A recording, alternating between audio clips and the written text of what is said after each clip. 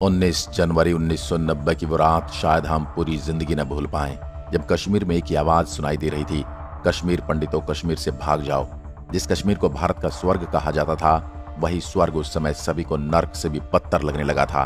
पलायन, विस्थापन, हत्या और निष्कासन जैसे शब्दों को जो केवल हम सुनते आए थे, लेकिन ये असल में क्या होते हैं, ये केवल कश्मीरी पंडित जान सकते हैं, जिन्होंने उस समय शब्द के घाव सहे थे। इन कश्मीरी पंडितों ने अपने ही घर में जो कुछ सहा था, उसके बारे में सुनकर हमारा कलेजा फटकर बाहर निकल आएगा। 19 जनवरी 1990 का वो काला दिन, जब कट्टरपंथी या इस्लामिक कट्टरपंथियों ने तुगलकी फरमान सुनाते हुए कश्मीरी पंडितों को फरमान सुनाया, उन्हें काफिर बताया था। इसके बाद कश्मीरी पंडितों को इस कद्र परेशान किया गया कि हजारों लोगों ने अपनी जान से हाथ धो दिया।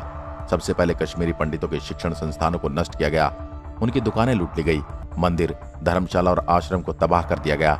इसके अलावा 20,000 से ज्यादा पंडितों को खेती करने वाली जमीन उनसे छीन ली गई, उनके घरों को जला दिया गया ताकि वे कश्मीर से भाग जाएं। कश्मीर में रहने वाले 95% हिंदू लोगों के घर जला दिए गए। 11% कश्मीरी पंडितों को बेहद निर्मम तरीके से मार दिया गया। कश्मीरी पंडितों को घर छोड़कर भागने पर मजबूर किया गया और इनमें सैकड़ों परिवार ऐसे थे जिनके घाव आज भी ताजा हैं और उस दिन को याद कर उनकी रूह कांप जाती है। साल 2003 का वो दिन, जब 24 कश्मीरी पंडितों की लाशें सफेद चादर में लिपटी मिली थी। इन्हें एक लाइन में बिठाकर गोली मार दी गई थी। इनकी कहानी सुनकर हर किसी की आंखों में आंसू भर आए थे।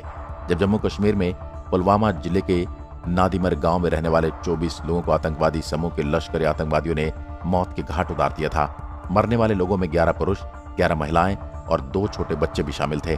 इन बच्चों में 2 साल का एक छोटा बच्चा था, जिसे भी आतंकवादियों ने गोली मार दी थी। 23 मार्च की रात आतंकवादी सैनिकों की यूनिफॉर्म पहनकर नादिमर गांव पहुंचे थे। इसके बाद उन्होंने लोगों की तलाशी लेने के बहाने घर से बाहर निकाला। जब लोग घर से बाहर निकले तो उन्हें एक कतार में बैठा दिया गया और फिर आतंकवादियों ने एक साथ उन पर गोलियां बरसाना शुरू कर दिया। इस घटना के बाद किसी ने भी इसके खिलाफ आवाज नहीं उठाई। जिस जगह पर कभी बच्चे खेला करते थे, वह आज वीरान हो गया। इनमें से कई घर तो ऐसे हैं जिनमें आज भी लिखा हुआ है, ये मेरा घर है। कुछ घरों में ताले लगे हुए हैं और कुछ घर खाली खंडहर के समान हो गए हैं। 90 के दशक में कश्मीरी पंडितों को चुन चुन कर मारा गया था और फिर वक्त बदला, हालात बदले, लेकिन एक चीज जो आज भी वैसी की वैसी है, वो है कश्मीर और कश्मीरी पंडितों के हालात, जो कि आज भी वैसे ही हैं। कश्मीर में अगर आप जाएंगे, शायद आप देख पाएंगे कैसे धरती के स्वर्ग कहलाने वाले कश्मीर में लोग नर्क जैसा जीवन जीने पर मजबूर हैं। 90 के दशक में नरसंहार के बाद श्रीनगर में जितने भी पंडित बच गए थे, आज उनके हालात पहले से कहीं ज्यादा खराब है। यूं कह लें, उनकी जिंदगी मौत से बदतर है। कश्मीरी पंडित आज भी अपने हक के बारे में दिन रात सोचते हैं और सबसे हैरानी वाली बात तो ये है कि इनके बारे में पूछने वाला कोई नहीं, इनके बारे में कहने वाला कोई नहीं, इनके बारे में सुनने वाला कोई नहीं। आज की वीडियो में बस इतना ही। धन्यवाद।